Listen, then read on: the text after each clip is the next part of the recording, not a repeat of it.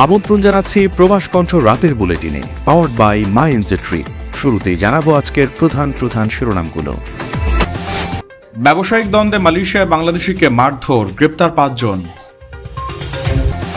মালয়েশিয়ায় অবৈধ সমিলে অভিযান, বাংলাদেশি সহ গ্রেপ্তার 6 জন, কোটি টাকার মালামাল জব্দ।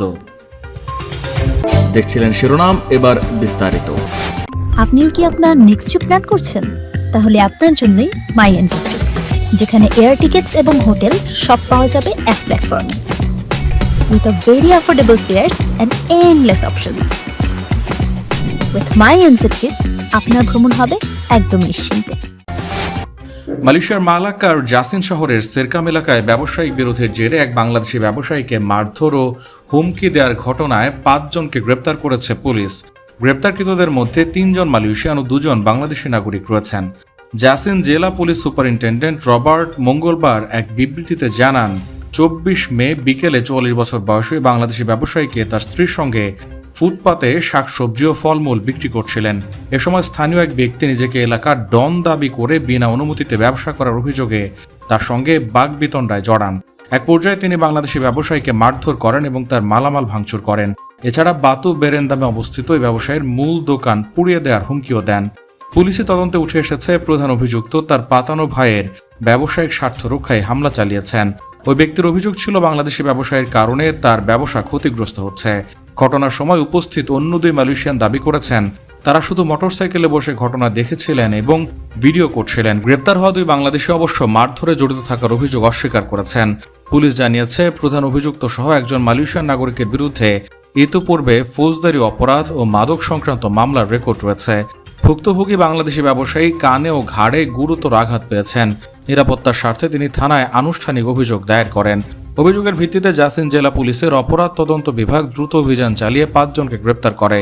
অভিযানে একটি ইয়ামাহা মোটরসাইকেলও জব্দ করা হয়েছে, যাতে ভুয়া রেজিস্ট্রেশন নম্বর ব্যবহার করা হয়েছিল। মামলাটি মালয়েশিয়ার দণ্ডবিধির 506 ধারা, 323 ধারা এবং 427 ধারায় তদন্ত করা হচ্ছে। আসামিদের রিমান্ড নিয়ে জাসিন থানা হাজতে রাখা হয়েছে। মালয়েশিয়ায় থাকেন, আন্তর্জাতিক কর্মপরিবেশে স্মার্ট ও সফল ক্যারিয়ার করতে প্রস্তুত? তবে আপনাকে খুঁজছে প্রাণ মালয়েশিয়া। সমগ্র মালয়েশিয়া জুড়ে বিভিন্ন পদে আপনি হতে পারেন আমাদের পরবর্তী টিম মেম্বার। আপডেটেড সিভি সহ হোয়াটসঅ্যাপ করুন এই নম্বরে। মালয়েশিয়ার কেলান্তান রাজ্যের কাম্পং লুবক তাপা এলাকায় একটি অবৈধ কাঠ প্রক্রিয়াকরণ কারখানায় অভিযান চালিয়েছে দেশটির আইন শৃঙ্খলা বাহিনী। অভিযানে কারখানার মালিক এবং একজন বাংলাদেশি সহ মোট 6 জনকে গ্রেপ্তার করা হয়েছে। একসাথে সেখান থেকে প্রায় 11 লাখ মালয়েশিয়ান রিঙ্গিত মূল্যের বিভিন্ন ধরনের যন্ত্রপাতি ও কাঠ জব্দ করা হয়েছে। মালয়েশিয়ার general operation force south east ব্রিগেডের commander senior assistant commissioner Ahmed Razi Hussein জানান, গোপন সংবাদের ভিত্তিতে অপারেসি তারিং ওয়াসান কেলান্তান নামক বিশেষ অভিযানের আওতায় গতকাল বিকেল 3:30 থেকে জিওএফ এর 7ম ব্যাটালিয়নের একটি স্ট্রাইক ফোর্স দল ওই কারখানায় অভিযান পরিচালনা করে। কারখানাটিতে অবৈধভাবে কাঠ প্রক্রিয়াকরণের কাজ চলছে এমন সুনির্দিষ্ট তথ্যের ভিত্তিতে আমাদের দল সেখানে হানা দেয়। অভিযানের সময় কারখানার ভেতর 6 জন পুরুষকে কাজ করতে দেখা যায় বলে দাবি করে জিওএফ। পরবর্তীতে তল্লাশি এবং জিজ্ঞাসাবাদে জানা যায়, কারখানার মালিক বন বিভাগ কর্তৃক ইস্যুকৃত কাঠ প্রক্রিয়াকরণ কেন্দ্রের কোনো বৈধ লাইসেন্স কিংবা কাঠ কাটার যন্ত্রপাতি ব্যবহারের কোনো অনুমতিপত্র প্রদর্শন করতে পারেননি। গ্রেপ্তারকৃতদের মধ্যে কারখানার মালিক ছাড়াও 4 জন স্থানীয় মালয়েশিয়ান নাগরিক এবং 1 জন বাংলাদেশি শ্রমিক রয়েছেন। রাজি আরও জানান, তদন্তের অংশ হিসেবে সংশ্লিষ্ট আসবাবপত্র কারখানাতেও তল্লাশি চালানো হয়। তবে সেই প্রতিষ্ঠানের কাছে বৈধ ব্যবসায়িক লাইসেন্স থাকায় সেখানে কোনো ধরনের অপরাধ বা অনিয়ম পাওয়া যায়নি।